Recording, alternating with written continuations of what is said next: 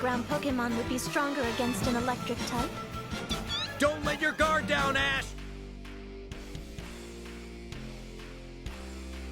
Number 10, Rhydon, the Tech Whiz. Go for it, Serena! Now it's time to go for broke! In episode 112 of the Pokemon X and Y series, Serena's mum, Grace, cheers her daughter on from the audience of the Pokemon Showcase competition. There's nothing weird about that. However, if Grace is not home, then how is Rhydon watching the whole thing on a laptop?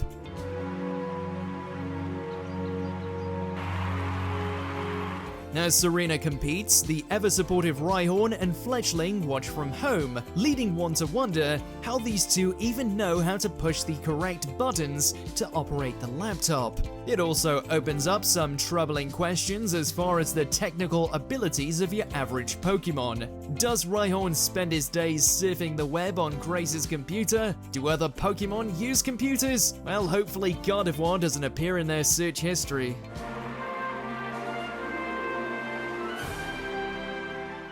Number 9, Ash forgets what coughing looks like. So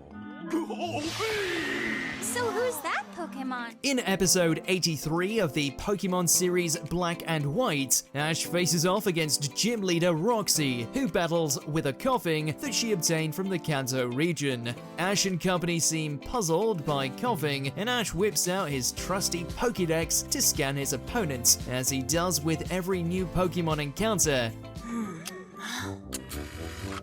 Coughing, the poison gas Pokemon. One problem though, Ash has been battling Team Rocket for years. Coughing was, for a while, the only Pokemon James had in the original series. Ash's very first encounter with Team Rocket features coughing. So has Ash just forgotten all of this? Perhaps Ash's memory resets like a goldfish, or rather a Goldeen, upon entering each new region. So give it up for...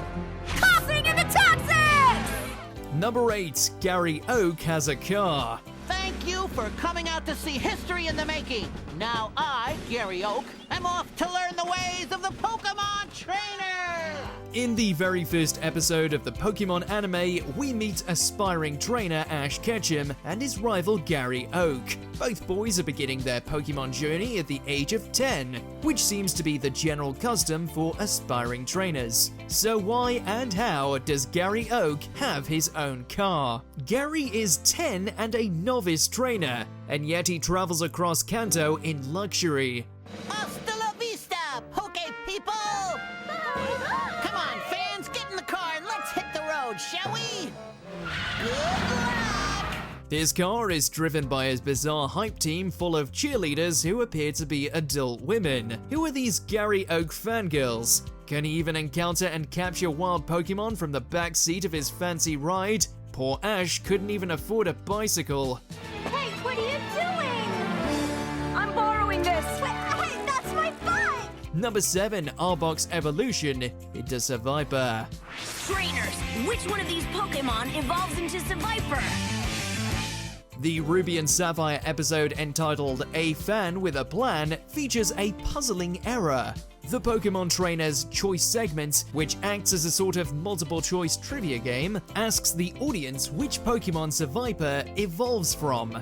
This is bizarre already, since Seviper doesn't evolve from anything, so there can be no correct answer. The answer provided in this segment is Arbok. Arbok is the evolved form of Ekans and has no ties to Seviper at all. Okay, trainers, if you chose Arbok, you were right.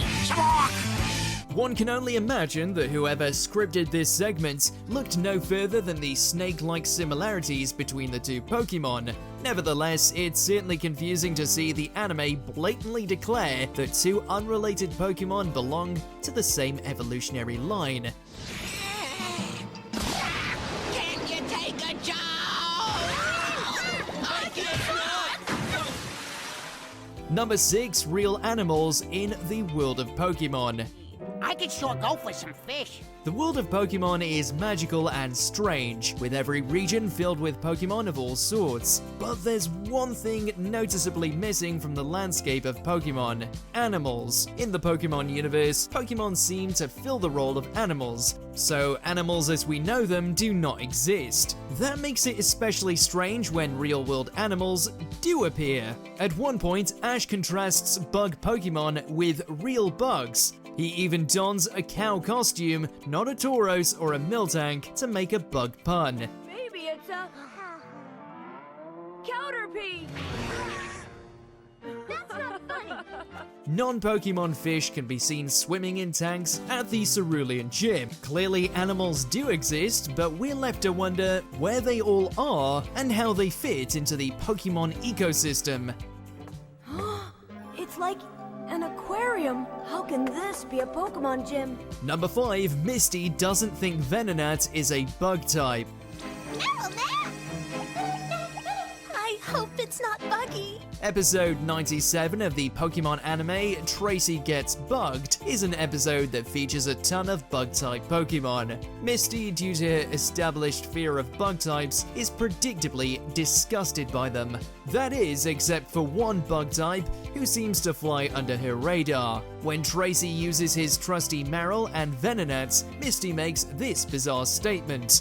At least they're not bug types. Misty, who has a chronic terror of bug Pokemon, fails to recognize Venonat, a creature with red compounded eyes, antennae, and pincers, as a bug Pokemon. Misty was a gym leader. She should know what this is. And yet, her basic Pokemon knowledge falls terribly short here.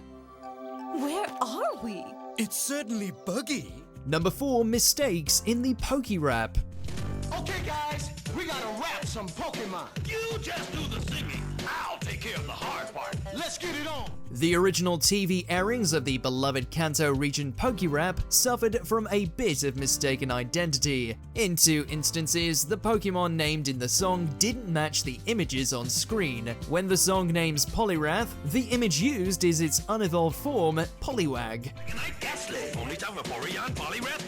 Similarly, when Graveler is sung, its unevolved form, Geodude, appears. This kind of mistake is pretty harmless and easy to ignore, but there's something very funny about hearing that familiar voice brazenly shout Poliwrath over a picture of Poliwag. You would expect the Pokemon anime itself to be able to correctly identify all Pokemon, especially back when there were only 150 to keep track of.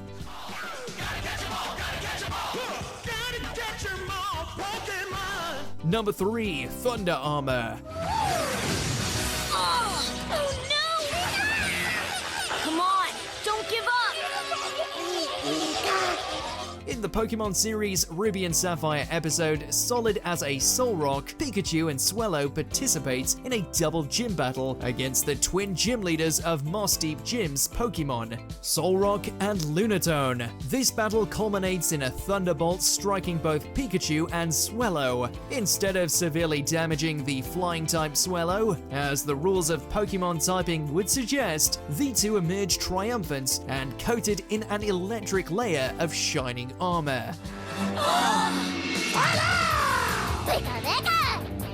can't believe that worked! They're using thunder as armor. This strange moment has no precedent and no plausible explanation. It's a comically literal example of so-called plot armor.